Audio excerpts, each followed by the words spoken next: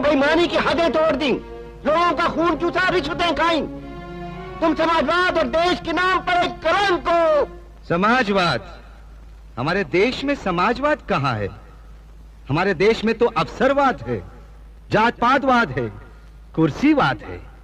अरे समाजवाद तो तब आएगा जब आप अपने वोट की ताकत महसूस करेंगे। ये जो वोट है ना, ये कागज का टुकड़ा नहीं है कि डब्बे में डाला और चल दिए। ये वोट तुम्हारे परिवार, तुम्हारे देश, उसकी उन्नति की पर्ची है। ये तो दो धारी तलवार है जो दोनों तरफ से काटती है। ठीक जगह पड़े तो देश खुशहाल, और गलत जगह पड़े तो देश का सत्यानाश।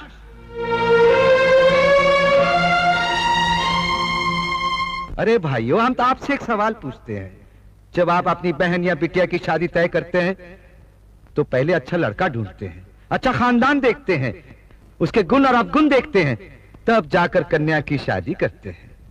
वोट भी तो तुम्हारी बहन और बिटिया है ना, उसको किसी को भी उठाकर दे देते हो। अरे भाई, ये वोट तो भरोसेमंद और ईमानदार को देना चाहिए, मगर आप लोग क्या करते हैं? बेचते हैं अपना वोट, वोट का ब्लैक मार्केट करते हैं। जिसने ज्यादा पैसे दिए उसे दे दिया। वोट तो ऐसे बांटते हो जैसे वोट सड़क पर मिलता है।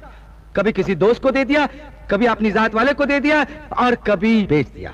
अरे हम तो कहते हैं जो वोट बेचता है वो भी बेईमान है, जो वोट खरीदता है वो भी बेईमान है। तो फिर किस मुंह से हमें बेईमान कहते हो? हाँ, अरे अगर बेईमान लोग सरकार बनाएंगे तो सरकार तो बेईमान बनेगी ही। तो फिर चिल्लाते काहे को कि डाउन डाउन मुर्दाबाद?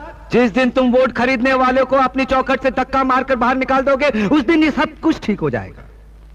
अब देखो, हमारे इन उप मुख्यमंत्रियों को, इन बेईमानों को किसने भेजा? ये आप ही के लोगों के भेजे हुए हैं ना। अब ये बेईमानी नहीं करेंगे तो क्या करेंगे? आज से 5 साल बाद जब इनको इलेक्शन लड़ना पड़ेगा तो ये पैसा कहां से लाएंगे? अरे यहीं से तो लाएंगे ना। अरे बोलिए बोलिए। आप कहते हैं कि हमने रिश्वत ली है, बेईमानी की है। अरे हम कहते हैं हाँ हमने रिश्वत खाई है। कोई कहता है 12 करोड़, कोई कहता है 15 करोड़, कोई 16। आप जानते हैं हमने कितना कमाया है? हाँ, 62 करोड़। 62 करोड़, 60 और 2।